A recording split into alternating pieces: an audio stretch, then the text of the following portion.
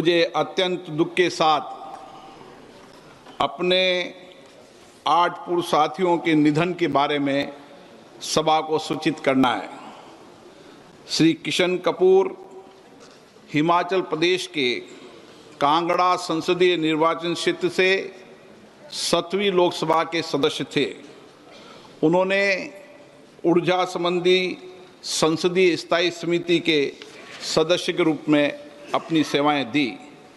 इससे पहले श्री कपूर 5 बार हिमाचल प्रदेश विधानसभा के सदस्य रहे। उन्होंने हिमाचल प्रदेश सरकार के मंत्री परिषद के सदस्य के रूप में भी अपनी सेवाएं दी। श्री किशन कपूर का निधन 1 फरवरी 2025 को 73 वर्ष की आयु में चंडीगढ़ में हुआ। श्री भगत राम पंजाब के फिलौर संसदीय निर्वाचन क्षेत्र से 6ठी लोकसभा के सदस्य थे। श्री भगत राम का निधन 30 मार्च 2025 को 82 वर्ष की आयु में कनाडा में हुआ। श्री कुमारी अनंतन तमिलनाडु के नागरकोल संसदीय निर्वाचन क्षेत्र से 6ठी लोकसभा के सदस्य थे। श्री अनंतन एक लेखक भी थे और उन्होंने तमिल भाषा में कई पुस्तकें, लेख और कविताएं लिखी। श्री कुमारी अनंतन का निधन 9 अप्रैल 2025 को 92 वर्ष की आयु में चेन्नई, तमिलनाडु में हुआ। डॉक्टर सुश्री गिरिजा व्यास राजस्थान के उदयपुर संसदीय क्षेत्र से 10वीं, 11वीं एवं 13वीं लोकसभा की सदस्य रही। वह राजस्थान के चित्तौड़ संसदीय क्षेत्र से 15वीं लोकसभा की सदस्य भी थी। डॉक्टर व्यास ने केंद्रीय मंत्री परिषद के रूप में आवास, शहरी तथा सूचना और प्रसारण मंत्रालय के रूप में भी अपनी सेवाएं दी। डॉक्टर व्यास ने विभिन्न संसदीय समितियों के सभापति और सदस्य के रूप में भी अपनी सेवाएं दी। डॉक्टर व्यास ने राष्ट्रीय महिला आयोग की अध्यक्ष और 15वीं लोकसभा के दौरान लोकसभा में सभापति तालिका के सदस्य के रूप में अपनी सेवाएं दी। इससे पूर्व वे राजस्थान विधानसभा की सदस्य रही। उन्होंने राजस्थान सरकार के मंत्री परिषद के रूप में भी कई मंत्रालयों में अपनी सेवाएं दी।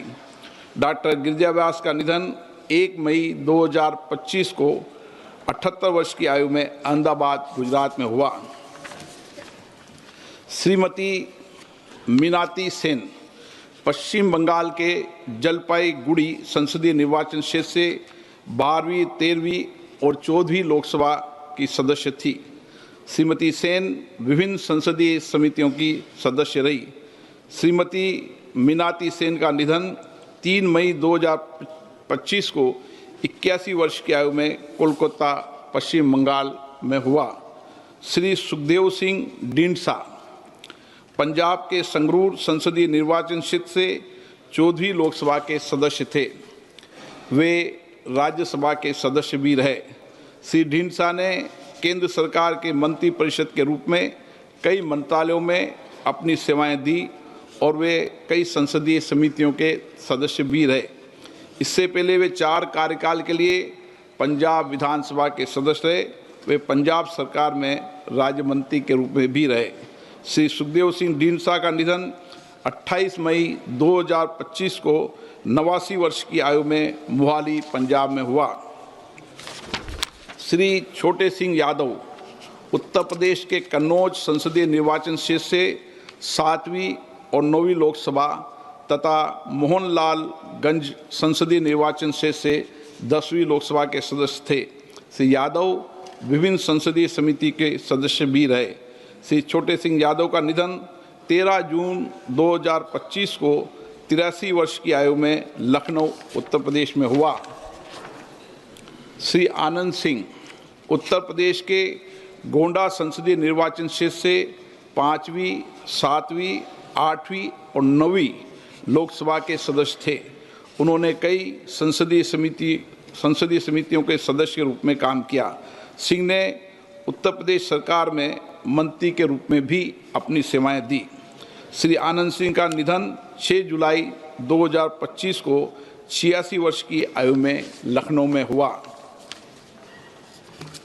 हम अपने पूर्व साथियों के निधन पर गहरा शोक व्यक्त करते हैं। ये सभा शोक संतप्त परिवारों के प्रति अपनी संवेदना व्यक्त करती है। माननीय सदस्यगण, दिनांक 22 अप्रैल 2025 को जम्मू कश्मीर के पहलगाम में हुए आतंकवादी हमले में 26 निर्दोष व्यक्तियों की नृशंस हत्या कर दी गई। आतंकवाद की इस घटना ने पूरे देश ही नहीं बल्कि संपूर्ण विश्व की चेतना को आघात पहुंचाया है।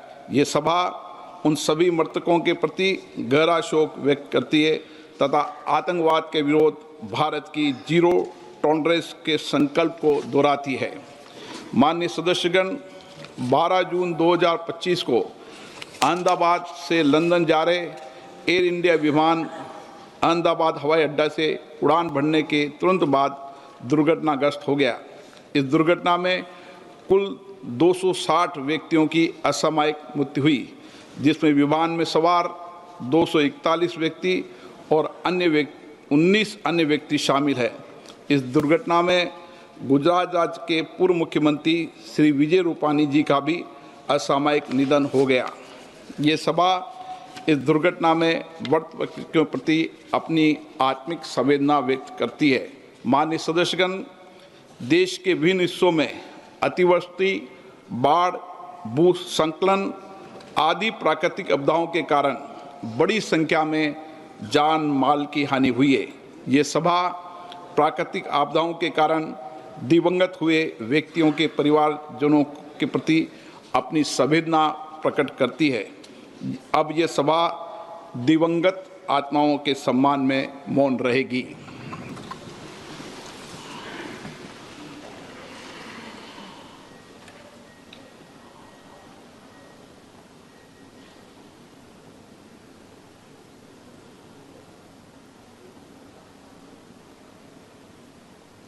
ओम शांति। माननीय सदस्यगण, मैं भारतीय अंतरिक्ष अनुसंधान संगठन को भारतीय अंतरिक्ष यात्री श्री शुभांशु शुक्ला के अंतर्राष्ट्रीय स्पेस स्टेशन के पहले सफल मिशन के लिए सदन की ओर से हार्दिक शुभकामनाएं देता हूं। माननीय सदस्यगण, इस विषय पर माननीय सदस्यों की भावनाओं के अनुरूप इस सत्र में इस विषय पर व्यापक चर्चा भी होगी। प्रश्नकाल। प्रश्न संख्या 1 श्री प्रदीप पुरोहित।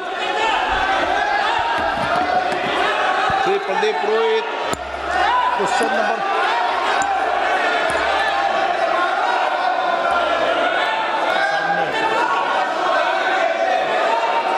Question number 1।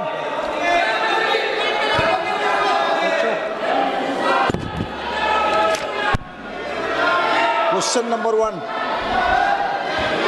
उत्तर सभा पटल पर रखा गया है।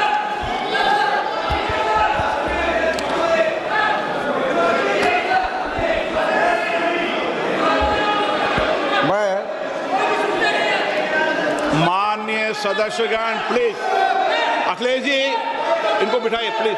एक मिनट बैठिए प्लीज, सुनिए, बैठिए। मणिकम जी बैठिए। माननीय सदस्यगण, ये प्रश्नकाल है और मेरा आग्रह आपसे निवेदन है कि हमें संसदीय परंपराओं को उच्च कोटि बनाने का प्रयास करना चाहिए और प्लीज और ये मिथक तोड़ना चाहिए कि सदन के प्रथम दिन सदन के अंदर व्यवधान पैदा होगा।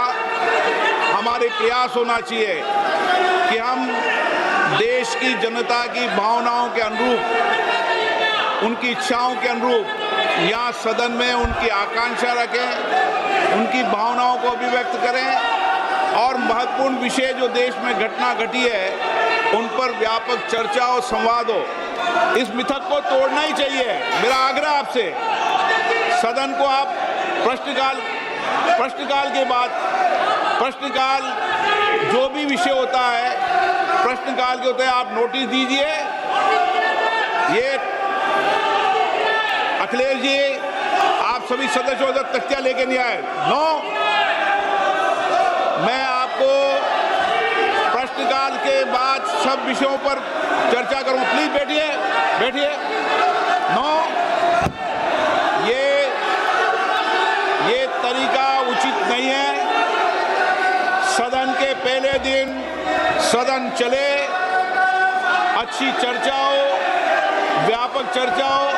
मैं सभी सदस्यों को पर्याप्त समय, पर्याप्त अवसर दूंगा।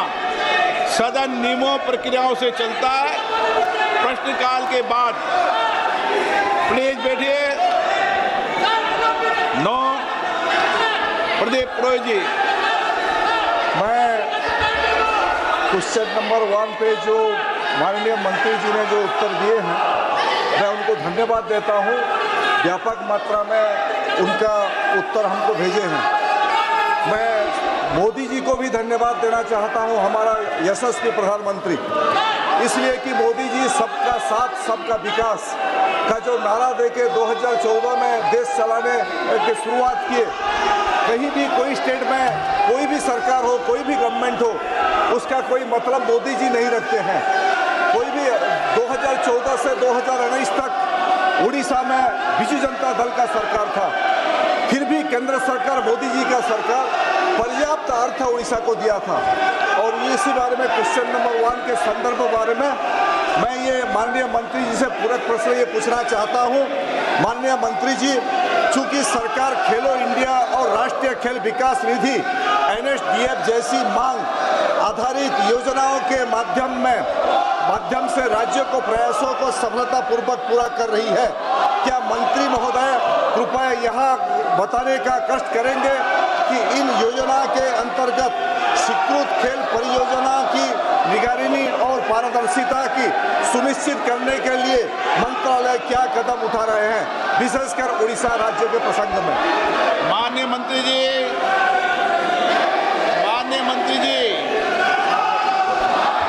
अध्यक्ष महोदय, मैं आपके माध्यम से सदस्य जी को बताना चाहती हूँ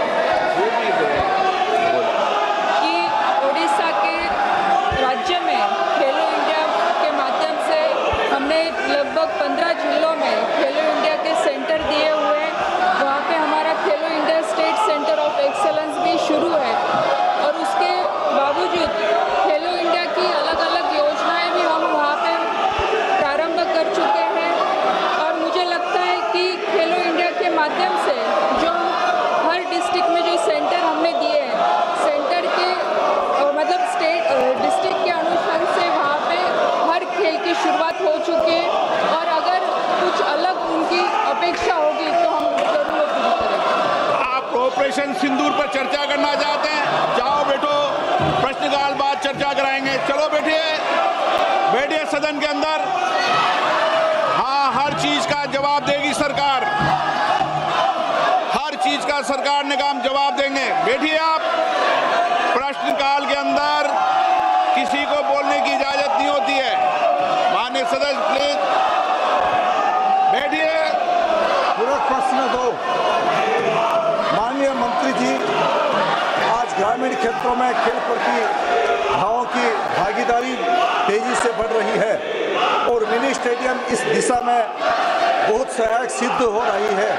क्या मंत्री जी बताना चाहेंगे कि क्या सरकार खेलो इंडिया योजना के तहत पिछड़े और आकांक्षी जिलों से प्राप्त प्रस्तावों को प्राथमिकता देकर उनके तेजी, स्वीकृति और विकास के लिए कोई विशेष पहल कर रही है? मैं माननीय सदस्य जी को बताना चाहूँगी कि जो मिनी स्टेडियम के बारे में उन्होंने यहाँ पे पूछा है वो राज्य सरकार का विषय है और जो छोटे स्टेडियम है वो राज्य सरकार के माध्यम से पूरे किए जाते हैं। जो केंद्र सरकार के माध्यम से जो बड़ी मांग जो आती है, जो स्टेट गवर्नमेंट को जो सपोर्ट के लिए लगता है, वो राशि हम वहाँ पे उपलब्ध करवाते हैं। लेकिन जो डिस्ट्रिक्ट में जो छोटे सेंटर जो चाहिए वो राज्य सरकार के माध्यम से पूरे किए जाएंगे। Doctor Amar Singh, doctor Amar Singh, no. आप प्रश्नकाल जैसे महत्वपूर्ण विषय पर जवाब मांगते हो, सरकार जवाब देने को तैयार है। ये सदन है, नारेबाजी करने के लिए आप सदन के बाहर जाओ। सदन में नारेबाजी करना उचित नहीं है। सदन में नियमों से सवाल उठाओ, सरकार जवाब देगी। प्रश्न संख्या 3 विजय कुमार दुबे।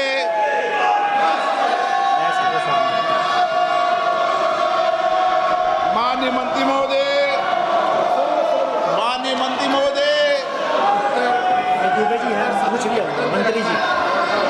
उत्तर सदन के पटल पे रखा है। माननीय सदस्य, माननीय अध्यक्ष जी, आपके माध्यम से मेरा माननीय मंत्री जी से प्रश्न है। चूँकि पीएम इंटर्नशिप योजना का लाभ विशेषकर देश के किनारे बसे उन पिछड़े जिलों के लिए अति महत्वपूर्ण है जहां की कोई औद्योगिक व्यवस्था नहीं है। असहाय परिवार के युवा यदि कठिन परिस्थितियों में हाई स्कूल इंटर कर लिए तो भी उनको मजबूरीवश मजदूरी करना पड़ता है। अतः क्या माननीय मंत्री जी ऐसे ही जिला कुशीनगर, गोरखपुर ऐसे पिछड़े जहां गत वर्ष मात्र कुशीनगर में 20 बच्चों का स्कोप मिला था कि माननीय मंत्री जी से मेरा प्रश्न है, ऐसे पिछड़े जिले कुशीनगर और अन्य जगह स्कोप को बढ़ाने की व्यवस्था सुनिश्चित करेंगे?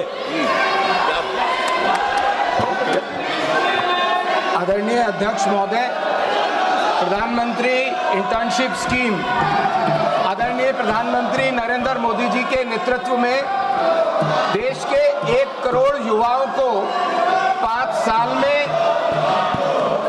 1 करोड़ युवाओं को 5 साल के अंदर इंटर्नशिप देगी, जिसमें 10वीं 12वीं ग्रेजुएट तक के जो युवा हैं वो पार्टिसिपेट कर पाएंगे।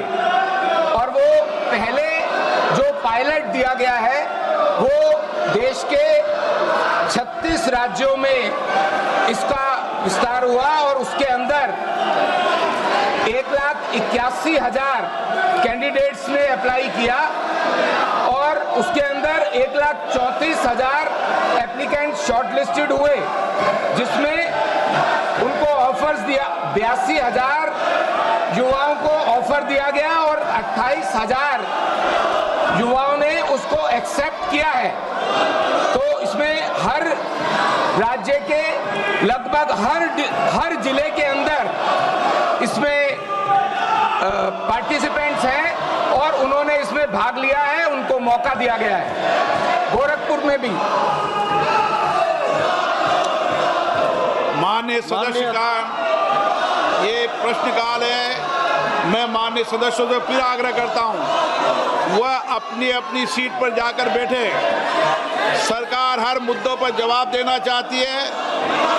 सदन चलना चाहिए, सदन पर चर्चा होनी चाहिए, संवाद होना चाहिए। आप तख्तियां लेके नारेबाजी के लिए यहाँ पर नहीं आए। सदन नियमों प्रक्रियाओं से चलता है। नियम प्रक्रिया में उठाए गए हर मुद्दों के पर चर्चा होगी।